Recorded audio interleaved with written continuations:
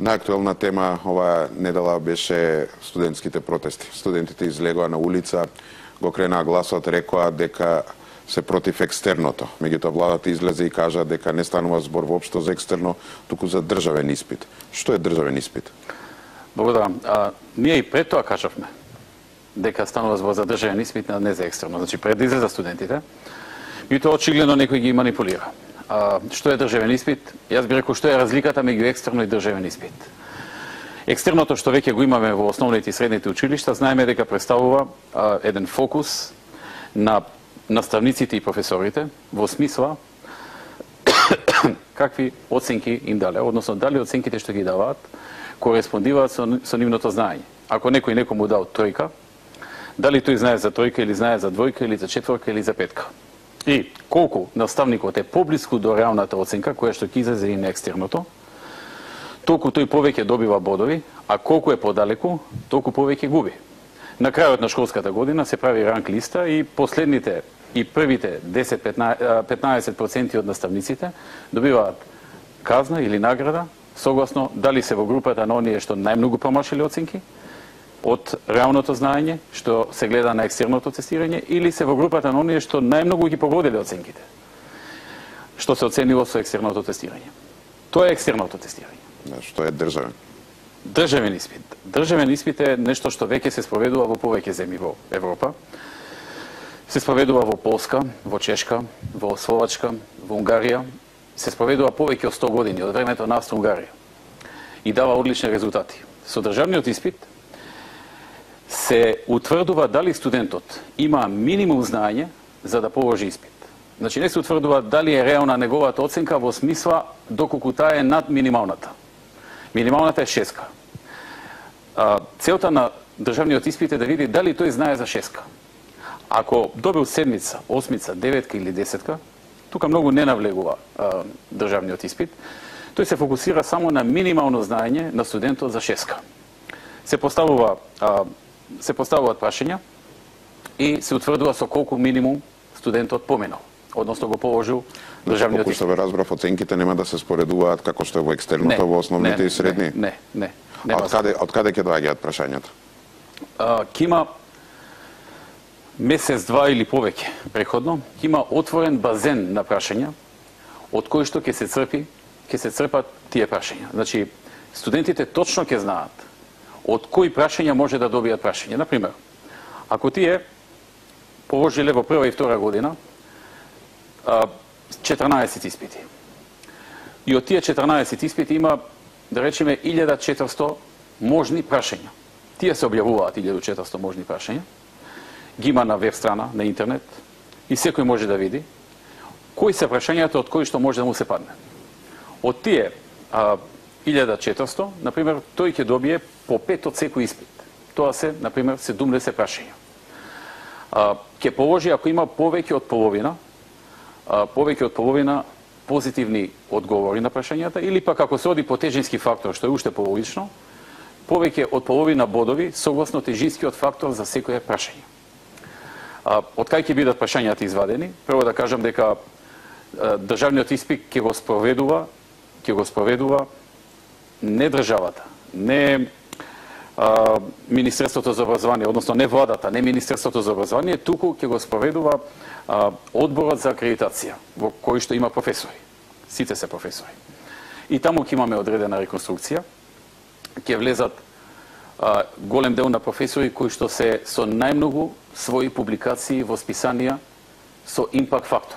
Значи тоа се професори кои што поминуваат многу надвор, кои што најмногу поминуваат на меѓународниот пазар, да речеме.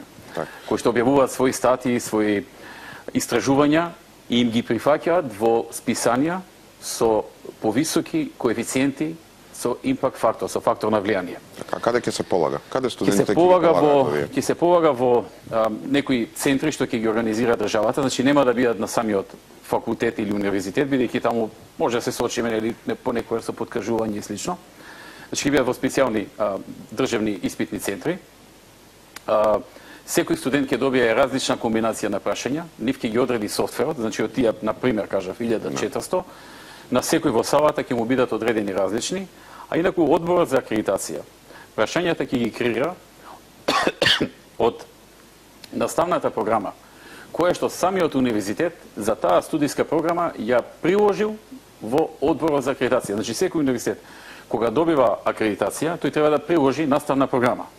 Таа наставна програма ќе биде базата, тоа што го пишеле таму, од кои книги ќе се учи, кои лекции ќе се учат и така натаму, тоа ќе биде базата, што самиот универзитет ја дал, дека од тие книги ќе учат нивните студенти, тоа ќе биде базата од каде ќе се извлечат прашањата, ќе се креираат, например, со мојот пример 1400 прашања, и од тие 1400, например, 70 ќе им се паднат на секој студент различни. И тие ќе бидат познати пред тоа, пред полагањето, ќе може да ги најдат. Месец, два, три, не е утврдено уште, но ќе бидат познати, значи нема изненадување. Само што е целта? Целта е, ако некој на било кој начин и заради било кој мотив или слично успеал да добие оценки без знаење, да го натераме да научи и да биде рамноправен со тие што учеле. Бидејќи тие што учеле, тие се во нерамноправна позиција со тие што не учат. Многу од младите, најголемиот дел, јас би рекол, оценките и дипломата си ја заработуваа со труд, со учење, со напор, со трошење од своето време, додека еден помал дел, тоа не го добиваат на таков начин. Заради разни причини. Успеваат без да е сретнат книгата, од која што треба да учат, без да ја земат во раци книгата, да добијат 9 или 10. Тоа не е фер. Прво не е фер кон овие студенти што учат, второ не е фер на истите, им се конкуренција после на пазарот на работна сила. Така што, ако не научиле, ако не ги натера професорот да научат, ќе ги натера државниот испит. Добра, кога ќе го полагаат овој испит? Кога Тој ќе се испит, полага? значи, првото полагање очекуваме да биде некаде в средината на 2017, кога ќе наврши втора година онаа генерација која што ќе се запише во септември 2015. Значи, од тогаш ќе почне државниот. Нема да важи за овие што сега студираат, бидејќи овие кои се запишале немало таков закон. Да. Сега следните што ќе се запишат, ќе имаат таков закон и според него, кога ќе навршат втора година, тогаш ќе полагаат државен испит, ќе може тоа да го прават секој квартал барем еднаш. Ако не положат од прва, следниот квартал ќе полага повторно. Ако некој во втора година не положи, што се случува со? Се додека цени дека може да научи и да положи, ќе полага. Тоа зависи од него. Намерно го поделивме државниот испит во два дела, едниот да биде за прва и втора година, а вториот за преостанатите 2 или 3 каде како, од причина што понекогаш може да заборават. Веќе во четврта или пета некаде каде што има, може да ги заборават некои детали од првиот, па треба повторно да ги учат. Затоа подобро е на половина за првата половина, па потоа за втората половина. А како ќе се полага, усно или писмено? Се предвидува за сега со сигурност да се полага писмено, компјутерски, електронски, при што одговорот ќе го има веднаш, штом ќе го одговори последното прашање, компјутерот ќе му исфрли колку бодови освоил, и тоа ќе биде и на огласна табла електронска објавено, секој ќе може да види секој од студентите колку бодови освои и нема бегање од тоа. Не може некој да му ги фалсификува, да ги преправи. Тоа ќе биде јавен податок. И што е најважно, можно е, размислуваме и за усно. Тоа не сме го одлучили уште.